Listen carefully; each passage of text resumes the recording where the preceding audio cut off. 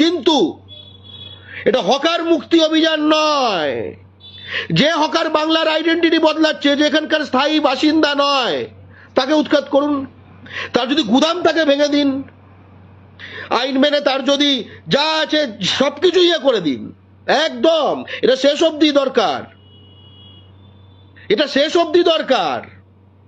এটা মিডিয়াটাকে খেলার চেষ্টা করে। মিডিয়ার মালিক তো ওরা, আইএস গুলো ওরা, আইপিএস গুলো ওরা। অলরেডি ভবানী যে মিটিং হয়েছে, সেখানে যে আইপিএস যে সে বাঙালি নয়, সে যে অর্ডার ফর্ডার দিয়েছে, সেখানে কিন্তু এখানে মোটামুটি দখল মুক্তি, হকার মুক্ত অভিযান টাইপের একখানা সিগন্যাল মেরেছে। কেন কেন কাকের মাংস খায় না বলে?